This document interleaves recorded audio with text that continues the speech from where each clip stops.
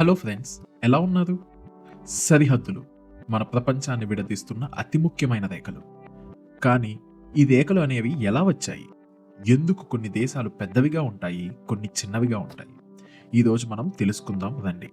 ఈ సరిహద్దుల వెనుక గల అసలైన కథని.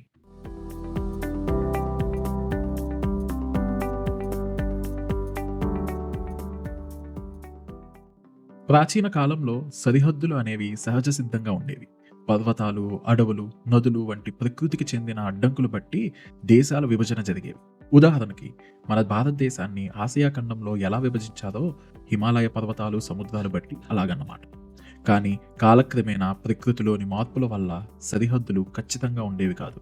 అందుకని మానవ జీవితం, యుద్ధాలు లేదా వలసల ద్వారా తరచుగా మారుతూ ఉండేవి. ఇప్పుడు అసలు ప్రశ్న ఏమిటంటే, సరిహద్దులు ఎప్పుడు ఖచ్చితంగా మారాయి?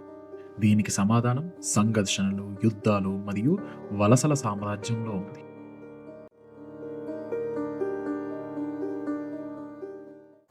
ఈ వలసలవాద శకం రావడంతో సరిహద్దులు నిర్ణయించడం వేరే విధంగా మారింది. 19వ శతాబ్దంలో బ్రిటిష్, ఫ్రెంచ్, స్పెయిన్ లాంటివి ప్రపంచాన్ని దేశాలుగా కాకుండా వనరులుగా చూసేవి.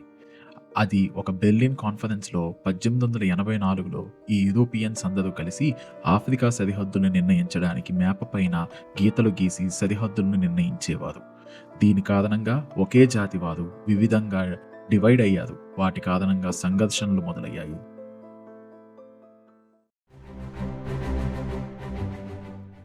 ప్రపంచ యుద్ధాలు జరగడం వలన సరిహద్దులు దారుణంగా మారాయి.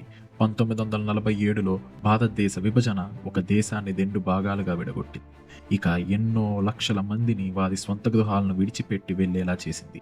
అనేక మంది ప్రాణాలు కోల్పోయారు. ఈ సరిహద్దుల వెనక కథలు ఎప్పుడూ రాజకీయాలు, అధికారం, వనరుల మీద ఆధారపడి ఉంటాయి.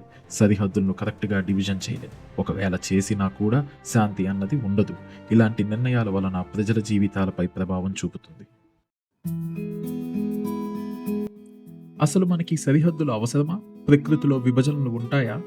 ఈ సరిహద్దుల వలన మనకి కావాల్సింది ఏమిటి? శాంత లేదా విభజన?